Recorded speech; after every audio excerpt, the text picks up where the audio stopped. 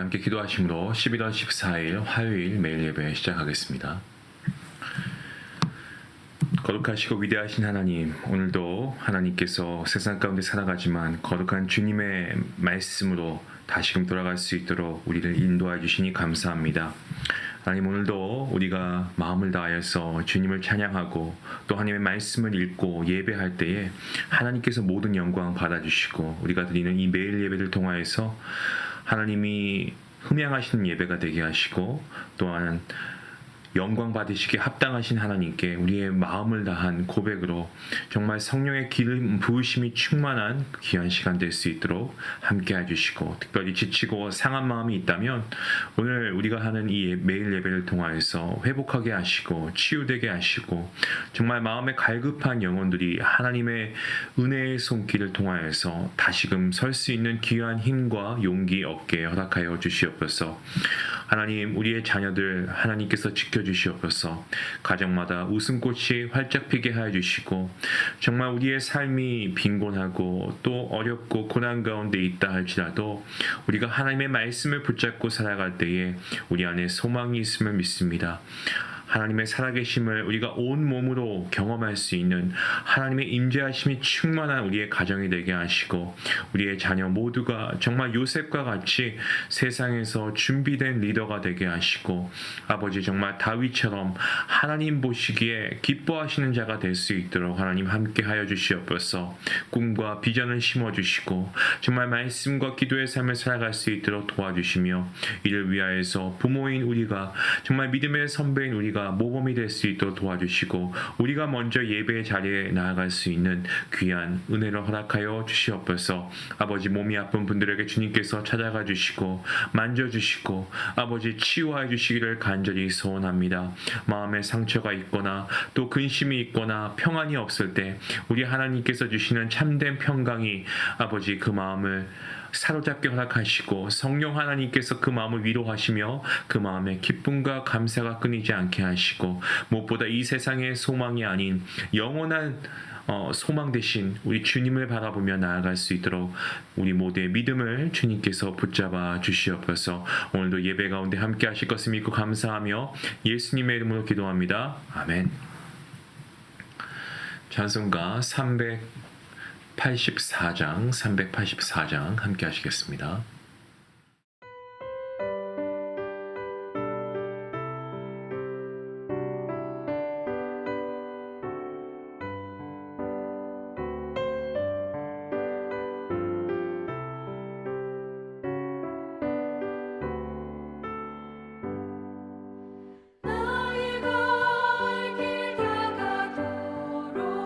예수 인도하시니 내 주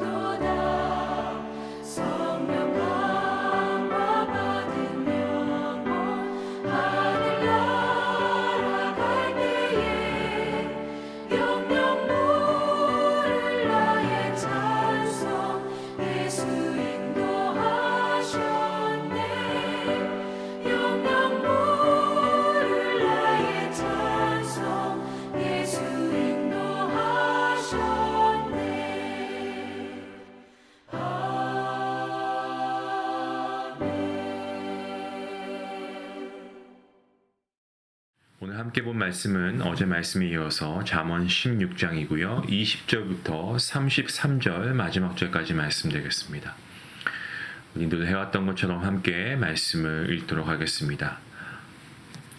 삼가 말씀에 주의하는 자는 좋은 것을 얻나니 여호와를 의지하는 자는 복이 있느니라.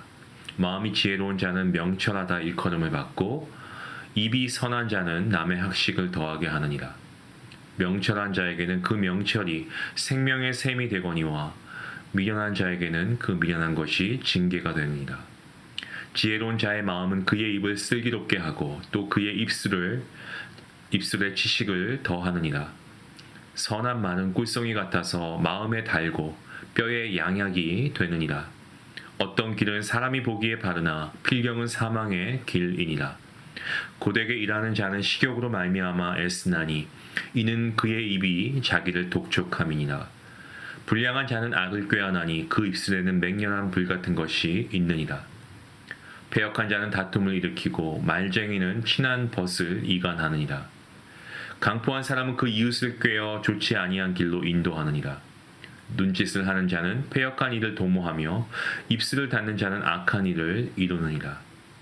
백발은 여호와의 면류관이라 공의로운 길에서 얻으리라. 노하기를 더디하는 자는 용사보다 낫고 자기의 마음을 다스리는 자는 성을 빼앗는 자보다 나으니라. 제비는 사람이 뽑으나 모든 일을 작정하기는 여호와께 있느니라. 아멘.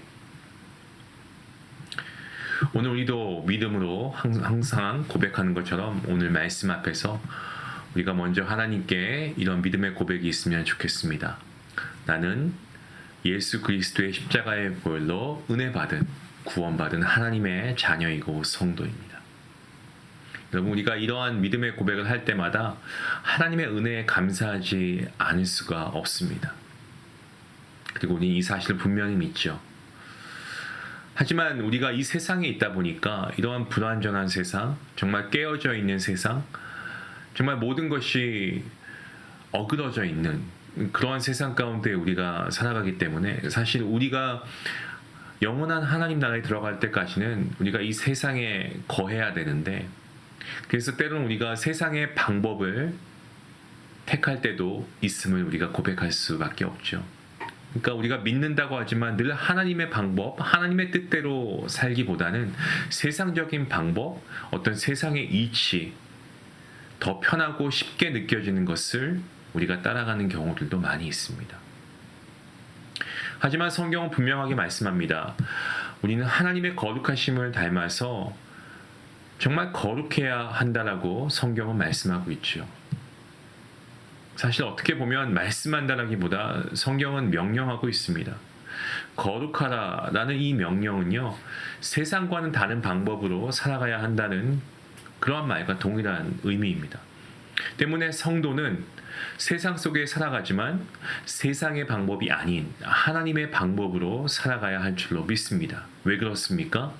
세상을 살아가는 방법에 따라서 우리 인생의 성공과 실패가 결정되는 것이 아니기 때문입니다. 세상적인 방법으로 산다고 남이 성공하니까 나도 그렇게 산다고 해서 우리가 성공할 수 있는 게 아니라는 말씀입니다.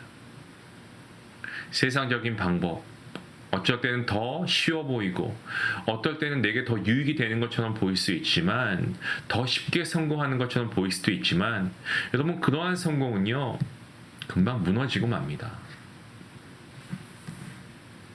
여러분, 비트코인이라는 이 용어를 아마 뉴스나 또 기사를 보시면서 많이 접해보셨을 겁니다. 사실 제가 이 토론토에 있을 때 벌써 꽤 오래전인데요. 10년도 훨씬 넘었던 것 같습니다. 그때 이것을 하는 청년들이 있었던 것 같아요. 그때 그것을 미리 좀 이렇게 사놓았던 사람들은 많이 돈을 벌었다는 얘기도 보긴 하는데요. 여러분, 이런 것들이 우리에게 행복을 주는 것은 아니죠. 지금 어떻습니까? 뉴스를 보면 가상화폐 이런 것들로 인해서 문제가 정말 뉴스를 통해서 보도가 되는 것을 우린 쉽게 접할 수 있죠.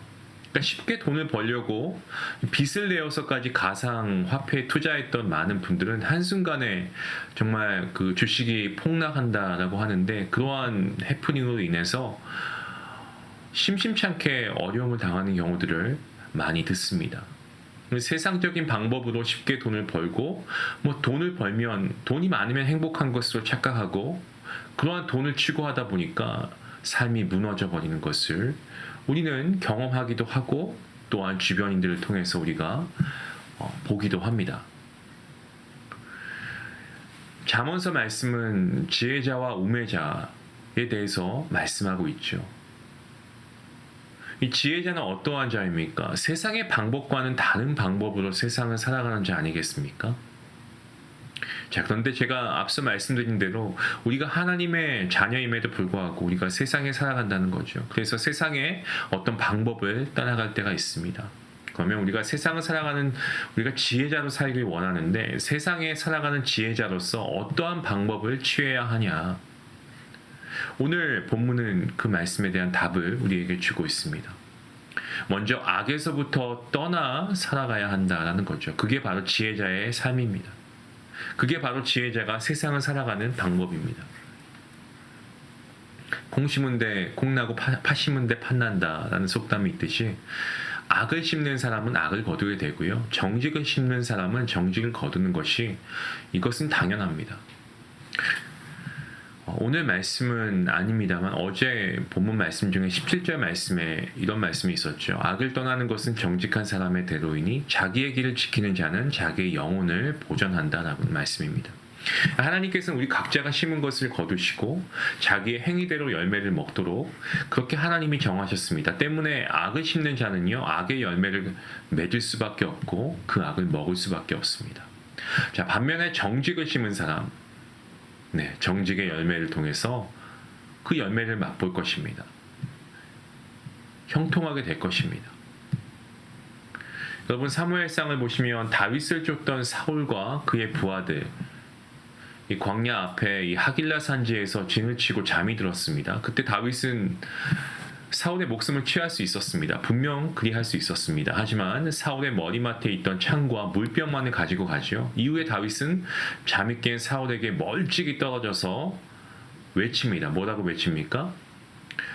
여호와께서 사람에게 그의 공의와 신실을 따라 갚으신다라고 외칩니다. 이 다윗은 어떠한 인물이었습니까? 그는 하나님 보시기에 의로운 자이기도 했지만 정직과 어떤 선의 그러한 씨앗을 뿌렸던 인물이 다윗입니다.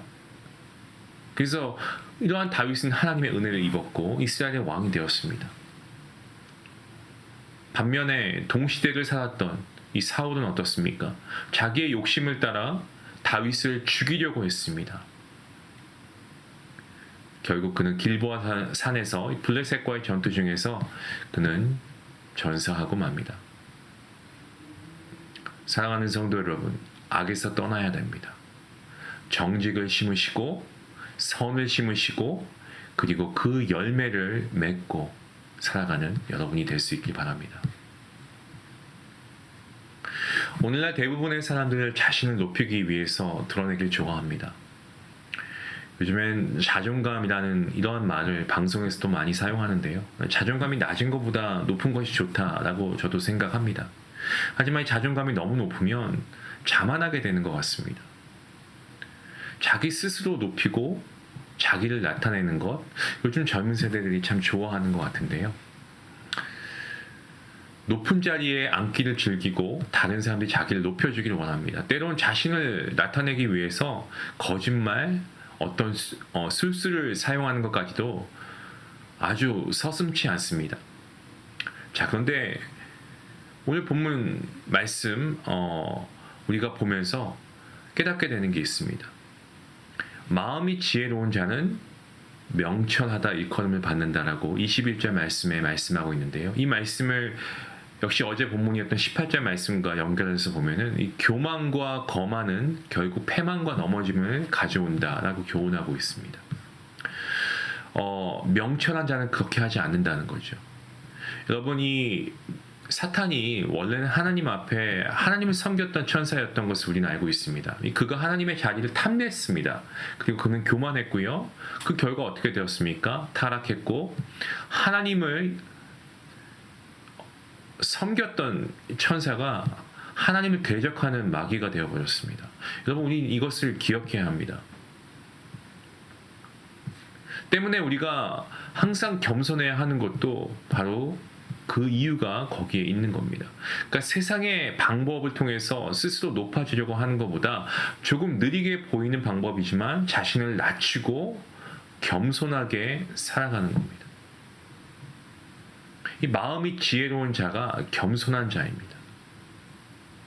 지금은 겸손한 자가 느리고 어떤 다른 사람들이 알아주지 않는 것처럼 보이지만 여러분, 하나님께서는요, 우리가 히브리서를 통해 하나님은 어떤 분이라고 했습니까? 우리가 하는 모든 선한 행위를 하나님께서는 작은 것 하나 놓치지 않습니다. 다 갚아주시는 분이 우리 하나님이십니다. 죄에 대해서도 갚으시는 분이시지만 우리가 하는 선한 일에 대해서 하나님의 영광을 위해서 하는, 인간의 눈에는 보이지 않지만 그러한 모든 일들까지 하나님께서 다 기억하신다라는 거죠. 야고보서 4장 10절 말씀에 주 앞에서 낮추라 그리하면 주께서 너희를 높이신다 라고 말씀합니다. 여러분, 오늘 하루 마음이 지혜로운 자, 겸손한 자입니다. 겸손하게 자신을 낮추며 살아갈 수 있기를 원합니다. 우리가 인생에서 해야 할, 우리가 여러 가지 모습들이 있겠지만 오늘 말씀을 통해서 우리는 지혜자가 되어야 한다는 사실을 다시 한번 깨닫게 되죠. 성경은 어떻습니까? 우리 인생을 바른 길로 인도해 줍니다. 그리고 구원의 길을 갈 수 있도록 알려주는 이 안내서, 지침서가 바로 하나님의 말씀, 성경입니다. 때문에 우리가 하나님의 말씀을 묵상하는 것은요, 어찌 보면 이것은 옵션이 아니고 너무나 당연한 거죠. 여러분, 안내서가 없이 처음 가는 길을 어찌 가려 하십니까? 가다가 낭떠러지를 만날 수도 있고요, 잘못된 길로 돌아서야 할 수도 있고요, 우리가 뜻하지 않게 전혀 다른 곳으로 갈 수도 있습니다. 반드시 우리는 인생의 로드맵이 있어야 되죠. 하나님의 말씀이 바로 우리를 구원의 길로 인도하시는 겁니다. 때문에 우리는 하나님의 말씀, 우리가 시간 나서 틈날 때 읽어야 하는 게 하나님 말씀이 아니고 날마다 주야로 하나님의 말씀을 묵상하는 자가 복이 있는 사람인 이유가 바로 그것입니다. 본문 20절 말씀을 보십시오. 삼가 말씀에 주의하는 자는 좋은 것을 얻나니, 자, 그 다음 말씀에 여호와를 의지하는 자는 복이 있다라고 말씀합니다. 자, 주의한다라는 이 말은 신중하게 살피고 행한다라는 거예요. 말씀을 흘려 듣는 게 아니고 한쪽 귀로 듣고 다른 한쪽 귀로 흘려버리는 게 아니고 그 말씀이 들려질 때 마음에 새기고 그 말씀들을 하나하나 실천해 나가는 것을 주의한다라고 본문의 20절이 표현하고 있는 겁니다. 하나님의 말씀을 주의하는 자에게 하나님께서 축복해 주시고 그의 길을 형통케 하십니다. 모세의 후계자 이 여호수아에게 하나님께서는 어떤 말씀을 주십니까? 여호수아 1장 7절 말씀에 율법을 다 지켜 행하고 우로나 좌로나 치우치지 말라 그리하면 어디를 가든지 형통할 것이다 라고 하나님 말씀하십니다. 물론 우리가 세상에서의 형통을 말하는 것은 아닙니다. 우리가 잘 먹고 잘 사는 이러한 세상의 형통, 잠깐 동안에 어떤 쾌락과 어떤 만족감을 누리기 위한 그런 세상의 형통이 아니고요. 성경의 형통은 다릅니다. 하나님이 그 길을 인도하시는 거예요. 우리가 살아가는 이 세상 가운데 형통하기 위해서는 세상의 어떤 처세수를 익히는 것이 아니고 하나님의 말씀을 주야로 듣고 묵상하고 주의해야 할 줄로 믿습니다. 그렇게 하면 하나님께서 형통케 하시는 겁니다. 오늘 본문은 성도가 세상을 지혜롭게 살아가는 방법에 대해서 설명하고 있습니다. 악에서 떠날 때 하나님께서 우리와 함께 하시고 우리가 겸손할 때 하나님께서 우리를 높여주시고요. 우리의 모든 선한 행위 하나하나를 하나님께서 기억하십니다. 그리고 우리가 말씀을 주의할 때 어디를 가든지 간에 하나님의 형통케 하심이 우리와 함께 할 줄로 믿습니다. 사랑하는 중앙가족 여러분, 오늘도 지혜롭게 하나님의 말씀으로 우리가 세상을 살아감으로써 하나님께서 허락하시는 그 형통함을 누릴 수 있는 축복된 여러분과 여러분의 가정 그리고 우리 교회가 될 수 있기를 주님의 이름으로 간절히 축원합니다. 기도하겠습니다. 하나님 감사합니다. 오늘 말씀은 너무나 분명하게 우리에게 주시는 교훈이 있습니다. 하나님, 오늘 우리가 지혜자가 되기 위해서 무엇을 해야 되겠습니까? 하나님, 나를 나타내기보다 좀 겸손하여 지길 원합니다. 오직 하나님만 나타낼 수 있게 원합니다. 그리고 누가 알아주지 않아도 그것이 복음을 전하는 일이고 하나님의 영광을 나타내는 일이라고 한다면 하나님이 기억하시기에 우리는 묵묵히 그 일을 계속 해나갈 것입니다. 하나님, 그동안 우리가 될 수 있게 허락하시고 날마다 말씀을 읽고 말씀을 주의하는 우리 모든 성도들 되어서 하나님의 형통함을 경험하고 살아갈 수 있는 복된 성도들 될 수 있도록 하나님 은혜 베풀어 주시옵소서. 감사하며 예수님의 이름으로 기도합니다. 아멘. 오늘 말씀 통해서 우리가 말씀대로 들었으니까 우리가 순종해야 되겠죠. 그렇게 살아갈 수 있기를 원합니다. 악에서 떠나시고 겸손하시고요. 하나님 말씀에 주의할 수 있는 우리가 될 수 있게 해달라고 함께 말씀을 생각하시면서 기도하겠습니다.